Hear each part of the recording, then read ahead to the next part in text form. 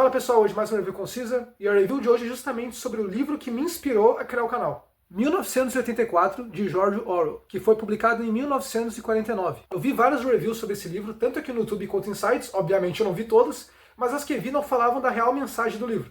É sempre resumido a totalitarismo. Isso porque George Orwell viveu entre 1903 a 1950, ou seja, ele viu a Itália fascista, a Alemanha nazista, a União Soviética com os diversos estados satélites comunistas. Mas principalmente, Orwell lutou na Guerra Civil Espanhola e viveu de perto a luta e repressão entre as próprias milícias revolucionárias, que era um misto de trotskistas, stalinistas e anarquistas sindicalistas, o que vai causar nele uma desilusão política. E mesmo morrendo como um social-democrata, um termo que até hoje eu acho bem curioso, a sua principal postura será de anti-autoritarismo, que é justamente o tema central das suas maiores obras. E o que o livro 1984 acusa é justamente a causa, não o sintoma. Totalitarismo é sintoma, a causa é justamente o que nos leva ao totalitarismo. E ele também mostra como funciona a manutenção de um regime no poder. E essa parte é bem interessante, porque são coisas que nós vemos há séculos pela história e vivemos atualmente. Então, começando com a causa e logo depois como o livro a apresenta. E a causa é coletivismo. A ideia coletiva é presente em todas as ideologias totalitárias, onde, teoricamente, a vontade do coletivo é superior à vontade do indivíduo. O que no primeiro momento pode até parecer razoável, afinal, o bem comum deve ser uma prioridade. Todavia, tem alguns problemas. O primeiro é partir da premissa que a vontade coletiva está em sintonia com o bem comum, o que não se sustenta, já que as definições de bem comum podem variar, o que necessita de consenso. E mesmo nos casos que se tem consenso, podem ser tomadas decisões contrárias a ele. A história está repleta de exemplos, inclusive no meio científico, de quando ideias coletivas cometeram erros enormes. Então, o coletivo ser tomado como regra de escolha é um perigo claramente verificável. O segundo problema é que o coletivo, na verdade, não toma decisão alguma, e eu vou explicar bem esse ponto. Todos os grupos, ou coletivos, se preferir,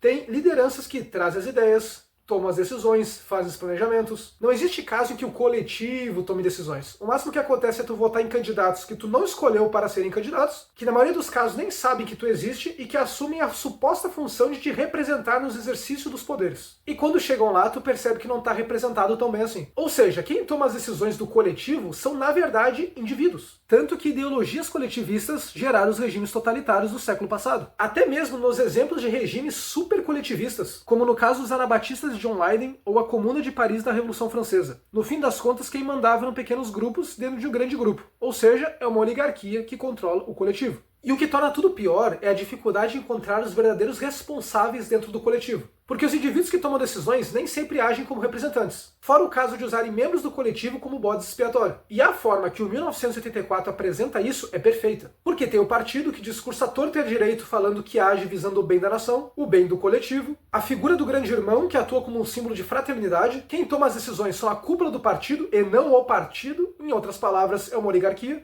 E diversos membros são usados como bode expiatório quando ocorre algum problema. Ou seja, a culpa jamais pode cair no coletivo. O que pode soar contraditório. Afinal, se quem manda no coletivo são oligarquias, por que tu culparia os coletivos? O livro também apresenta isso. A culpa é do coletivo justamente por sua permissibilidade, que pode ocorrer de diversas formas. Tanto por omissão, que pode enquadrar indolência ou medo, quanto por decisão de voluntariamente abdicar da própria vontade, ou até mesmo manipulação, sendo enganado pelas clássicas promessas de sombra e água fresca. O que é muito bem trabalhado na Revolução dos Bichos, que talvez eu traga na próxima review. Isso é reforçado pelo fato de que o Winston, o protagonista, só consegue ver esperança de mudança na grande massa, os chamados proletas. Só que eles nem ao menos sabem o que está acontecendo. O partido sazonalmente bombardeia as próprias cidades e divulga informações falsas pela rádio para controle populacional. E dentro do 1984, possui outro livro chamado Teoria Prática do Coletivismo Oligárquico, de Emanuel Goldstein. O Goldstein é o suposto inimigo do partido que eu vou falar mais depois. E eu recomendo muito que tu pegue o 1984, nem que seja apenas para ler a Teoria Prática do Coletivismo Oligárquico. São poucas páginas, então é bem rápido e vale muito a pena. Esse livro, que foi escrito pelo próprio partido, que falsamente serviria como um norte para dissidentes, retrata todas as atitudes do próprio partido, o que chega a ser cômico. Agora eu vou comentar sobre as táticas que o partido faz para se manter no poder, mas que também podem ser usadas para alcançar. A primeira tática é mentir descaradamente. Tem mentiras sobre estatísticas, sobre guerras, sobre projetos do governo. Rigorosamente toda a informação é fabricada pelo partido. E óbvio que são notícias excelentes. Tudo está correndo muito bem, embora a realidade da população escancare o contrário. Só que o alerta presente no livro não é sobre a mentira propriamente, e sim o controle dos meios de informação. Quem controla a informação, controla a narrativa, controlando assim também o pensamento. A segunda tática é foque no inimigo. Essa foi muito usada tanto no nazismo alemão quanto no comunismo. comunismo, com a diferença que no primeiro o inimigo era qualquer um que não fosse germânico e no segundo qualquer um que fosse burguês. Em ambos os casos, na prática, era qualquer um que discordasse mesmo. Na obra, o partido está sempre acusando outras duas nações de estar atacando a Oceania, que é o nome do país do regime, e que também é um grupo secreto de contra-revolucionários liderados por um tal de Emanuel Goldstein.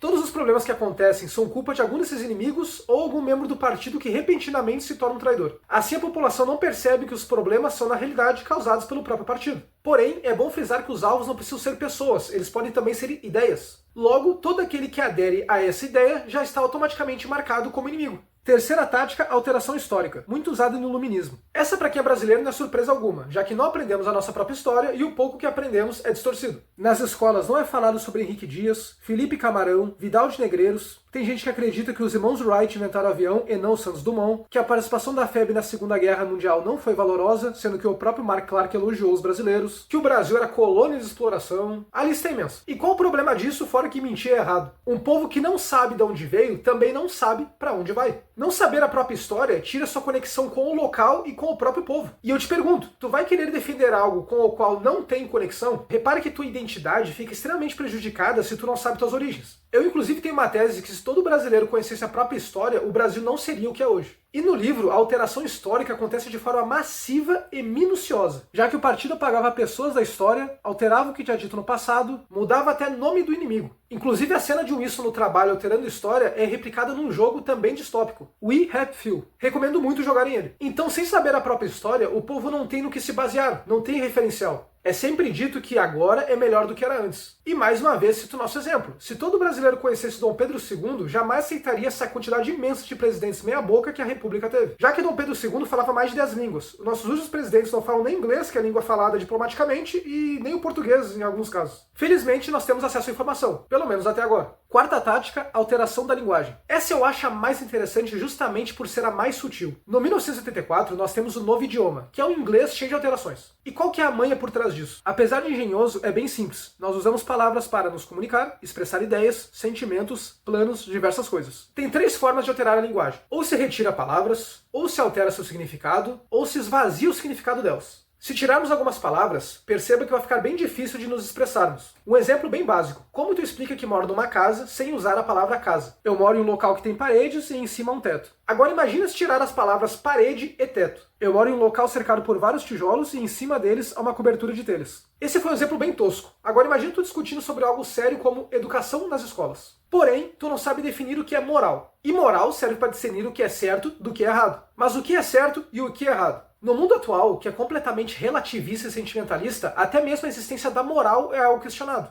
O que só agrava o problema da linguagem sem definição exata. Então tu percebe como apenas uma palavra pode fazer toda a diferença? E 2 casos que vale a pena citar de esvaziamento de significado são as palavras fascismo e democracia. Depois de chamarem até o Curupira de fascista e opinião se transformar em ameaça à democracia, sendo que a democracia supostamente deveria manter a livre opinião, esses termos que antes carregavam impacto só em serem ditos, hoje infelizmente estão banalizados. Fora outros termos, como homem e mulher. O próprio Winston no livro nota sua dificuldade em formular o raciocínio justamente por faltarem palavras. Se tu tirar as palavras, vai notar que até mesmo pensar se torna um desafio. Resumindo, cuidado com a linguagem. A quinta e última tática, e mais assustadora, é a bestialização. Essa é refletida na forma de tortura e humilhação, visando a quebra mental do alvo e a sua aderência à causa. Infelizmente, eu tenho um exemplo real para contar. É o chamado Experimento Pitest, que ocorreu na Romênia durante 1942 a 52. Era a época do regime comunista lá. E se tem uma coisa que o comunista não gosta, é de religião. Então vi um misto de torturas com escárnios dos sacramentos como o batismo, que eu prefiro não comentar porque era muito nojento, torturavam as pessoas para forçarem elas a blasfemar, e mais coisas típicas de uma prisão que não tem o mínimo respeito pela vida humana. Quem conta isso são os próprios sobreviventes da prisão. E no livro isso é apresentado durante os últimos capítulos, nos quais o Winston é submetido a um longo período de torturas, é quebrado mentalmente e no final se torna um aderente ao partido. E para finalizar, é sempre bom lembrar que nós vivemos em um regime coletivista, que é a democracia, e é impossível não fazer um paralelo com a apologia de Sócrates, dá um confere lá no vídeo. Inclusive, é bom lembrar, o bigodinho lá da Áustria foi eleito chanceler da Alemanha democraticamente. Então, no fim das contas, o alerta de George Orwell é muito mais presente do que parece. Essa foi a review de hoje, espero que tenham gostado. Dá like, se inscreva para ajudar o canal e até a próxima.